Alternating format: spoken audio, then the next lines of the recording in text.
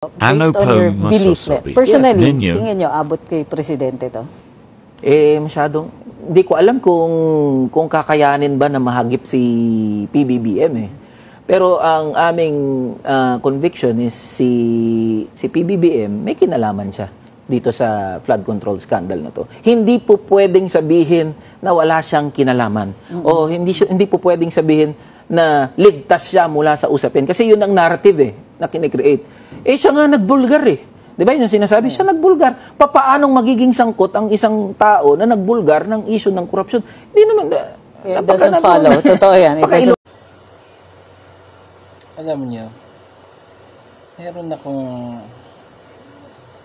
akong teorya. Huwag kayong magagalit ha. Teorya lang naman. Na si PBM may tiwala sa lahat ng inappoint niya. Tiwala siya sa lahat. Kasi pinsan niya, tapos kaibigan niya, di ba? Kaya pumipirma-pirma na lang siya. Di ba sabi ni BP Duterte na hindi hands-on si BBM. Kaya nung nag-inspect siya sa mga flood control, nagulat siya, na-disappointed siya. Ibig sabihin hindi niya alam yun.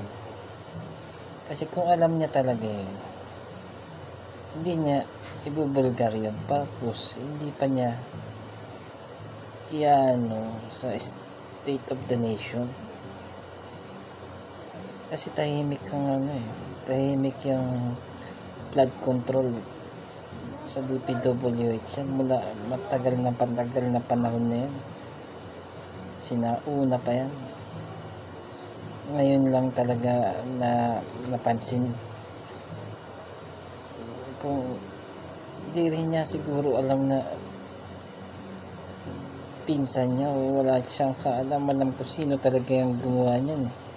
Kaya nga niya binulgar eh. Sa tingin ko, wala siyang kinalaman.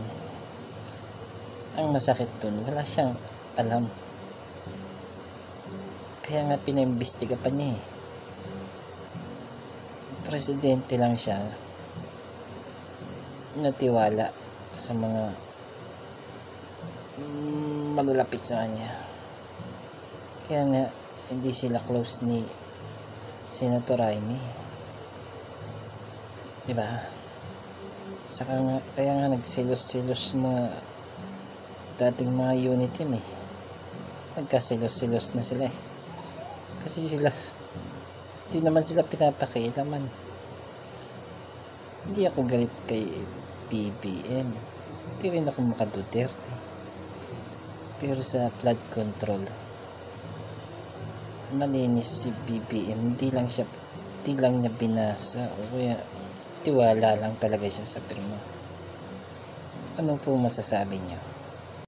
Looking ahead, why don't politicians ever listen? Always lying about everything while sitting at the thrones, chasing all these fantasies, blind to the future and the world around them. Voices of the people like why don't politicians listen? Driving me